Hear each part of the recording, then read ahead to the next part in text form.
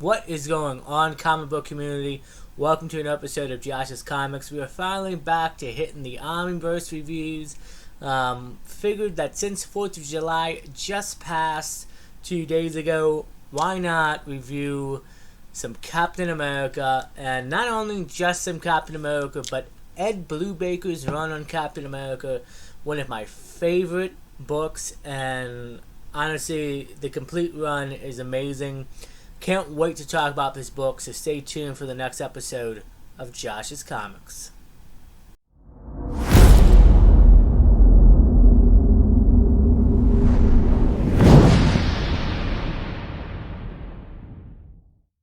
Yeah, guys, so welcome back. Again, we're going to talk about this amazing book. Ed Brubaker is one of the best writers out there. I was blown away when I first read this. So his take on Captain America is pretty much, well, what happened is, let's go back a little bit. At first, Ed Brubaker was with DC. Marvel made him an offer, and he wanted to do Captain America, and they said yes. They brought him aboard, and pretty much his run is the best modern day run, obviously, in my opinion, of Captain America. In this book, the way the characters show up, the way the characters are introduced, the artwork, the storytelling is amazing, and this is actually the run where all of our MCU Captain America movies pretty much took inspiration from. In this run, we got first appearance of Winter Soldier. Winter Soldier before this run was never there. Bucky was sadly, spoiler alert, but killed off. And they finally, if it wasn't for Ed Brubaker, we may not have gotten Winter Soldier or Bucky at all returned. And one of my favorite armies, I don't know if you can see, but right on my right above my shoulder, there is actually 4 more armies for this whole run.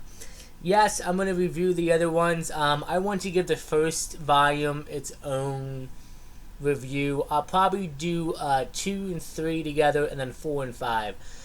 My only thing is, I wish Marvel would have, when they first printed him, they printed him out like that. And the second army, which is another spoiler, Death of Captain America, it's only got 25 issues in it. I wish they would have maybe put volume 1 and 2 together, and then 3 and 4 and 5 together. But it is what it is. But this is actually, and this is not the no, this is one of the reprints actually. Yeah, no, this is one of the reprints, because when I first got into collecting armies, I wanted to pick this one up. This is out of print, and it finally came back into print. And I love the back issue. I love when they show off the covers. So let's jump into this. The life of a legend, the death of a dream. This collecting issues Captain America 1 through 25. And earlier I said volume 2 was up 25 issues. I think that's still correct. I think it's 25 to 50 in that one. And the Captain America 65th anniversary special, and the Winter Soldier Winter Kills one shot. And guys, this is just a really great book. Let me open this cover up for you. Great artwork on here. It's interesting because, if I'm not mistaken, Alex Ross eventually jumps in and takes over the art throughout the whole run. So this, don't get me wrong, the art in volume 1 is great too. I'm not going to complain there. Let's go ahead and move this out of the way. So this pretty much is a story. Sorry about that, guys. I got my phone going off. This is pretty much a story where Cap wakes up, no idea what happened. Obviously, was in the ice for 75 years, and he is in the modern day story setting of being a spy, and it's really great and fascinating. And that's where the story takes part, It's pretty much just Cap, learning, Cap's getting used to everything still, and it's really like how the movies are. I will say though, the book is obviously better in comparison, but you still gotta love it. If I'm not mistaken, you got Captain Britain here. You got Sharon. Okay, so Sharon Carter plays a big role in this run of Captain America. Don't want to spoil too much as we go along in the Omni reviews. You'll learn more about it. But Peggy Carter, and the funny thing is, in the comics, him and Peggy are not as close. It didn't have as much of a relationship as we're made out to believe in the MCU. So, but him and Sharon definitely run with it and have something together. As you can see right here, the Red Skull is back. The Red Skull is presumed to be missing or killed. Eventually he pops up, he ruins things, and it's literally like Hydra against S.H.I.E.L.D. And I tell you what, some of the storytelling, they do have the original like Nick Fury look. I would prefer the Samuel Jackson, but at this time of the writing, they didn't have Samuel Jackson in for Nick Fury, so they, weren't too sure. And if you can see down here, see this paper tear? I'm going to actually pull this off. And people are like, oh, you ruined it. So some of the newer books that were printed came out, and not all the pages were cut right. So if you're going to see, you might see a few of those pages like that. Don't worry about that. And again, look at that nice sweet cover there. Nomad's there. And you get to see some backstory. Obviously, Winter Soldier pops up. And we get to learn more about him as it goes along. And you get to you get to see that Bucky eventually survived. You get to see what he went through. You get to see pretty much what he did throughout history, and the assassinations and what his purpose was.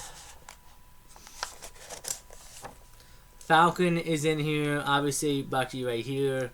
And it comes a point when, just like the movie, Cap's like happy that Bucky's back. He finds out. But he wants to save him. He's like, he has a moment with him, and he's like, I can save him. Like, it's not Bucky, or it's Bucky, it's not this Winter Soldier. Goes against orders, and pretty much is trying to get Bucky back.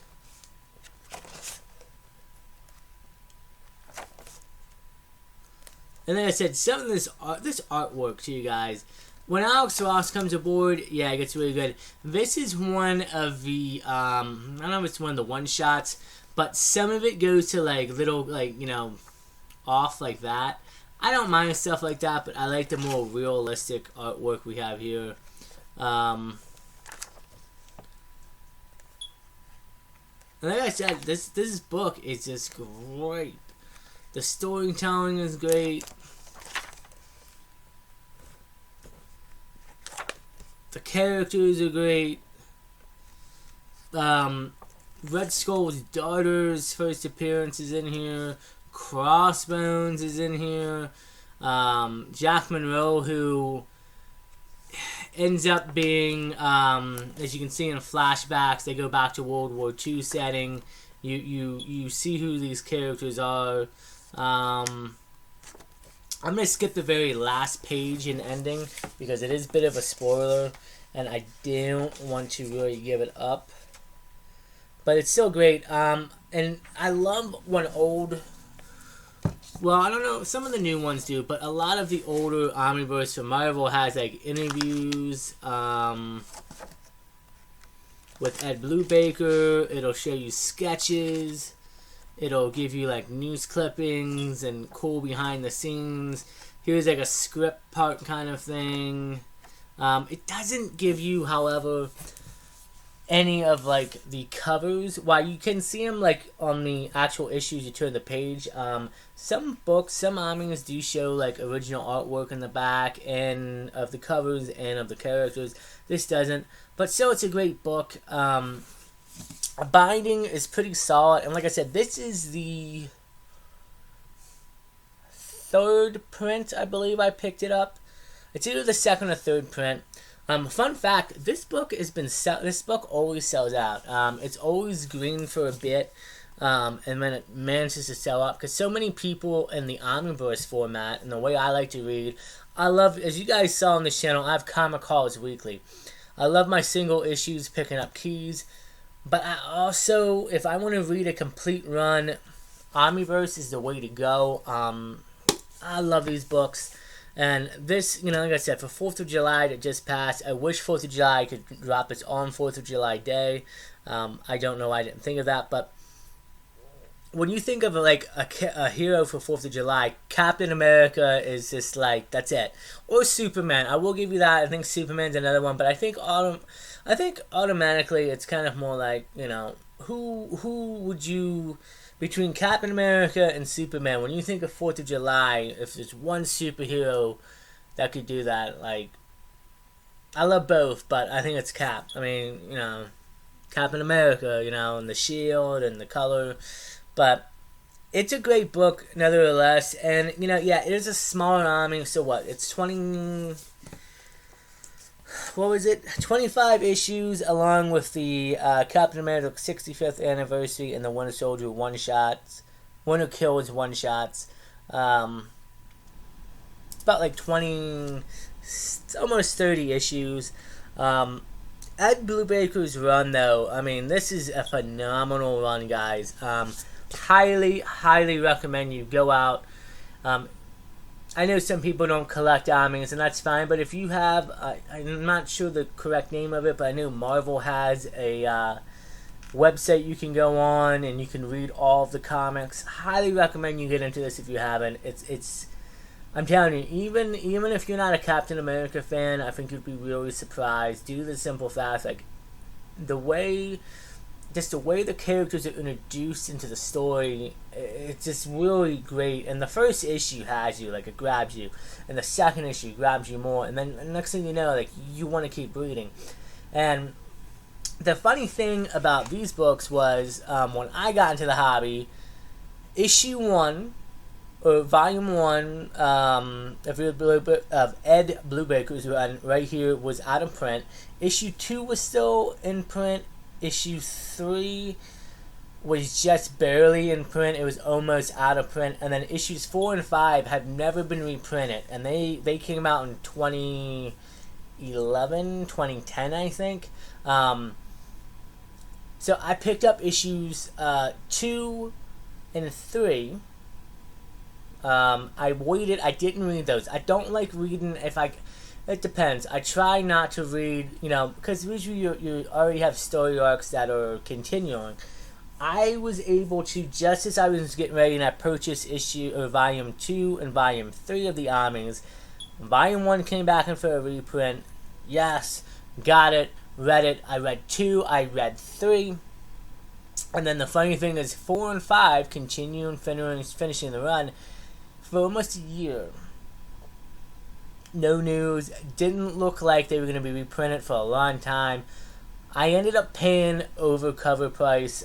This one was $100. I think I got it for like $75 or something. But the other ones I paid almost $150. I probably paid almost $100 over cover price because they were out of print and they were on eBay, and that was really the only way you can find them. Unless you get lucky at finding them at a convention or a bookstore, which is hard to do. And, man, I will tell you guys this right now. When you're collecting omnibus, if something's out of print, wait. I promise you it will always come back into print, or come back into reprint. Those came out this year, both 4 and 5. I could have gotten them for, like $50-$60. Could have saved a couple $100. I've had other books in Omnibus format that I've waited. Planet Hawk I picked up. I still have to jump in and read that. World War Hawk, That hasn't been announced yet. I'm sure it's going to happen. I actually bought that on eBay a little bit overpriced. Batman and Robin, out of print for a while. It's back in print now. I picked it up. And there's other armies that come out. So I highly recommend you guys, if you are in the waiting game, wait. I promise you, it's going to get reprinted eventually. It sometimes takes a few years and it sucks, but, you know, it'll happen. Anyway, guys, so I'm rambling on. This is my review for Ed Brubaker's Volume 1 of Captain America. As to next week, if I'm going to continue with Volume 2 and 3, I may do that and then take a break and go to another army. And also, sometimes you may see, like, I tried out a different video and then I've kind of been hitting some big hauls lately, so I kind of put armies off to the side. But guys, it's a great time to jump into comics. And like I said, I highly recommend this. I hope you guys are enjoying the content. We just hit 250 subscribers. Thank you very much. By the way, if you don't mind, hitting that like button and subscribe button, if you already haven't, please do. I would really appreciate it. Let me know in the comments below what you thought about Ed's run. If you've read it before, most people tend to like it and really enjoy it. And I'd be surprised to hear people who don't, but hey, it is what it is, right? So anyway, guys, that is it for the Ed Brubaker Captain America Omnibus run. Until next time, stay safe, take care of each other, and as always, we'll see you in the next episode of Josh's Comics.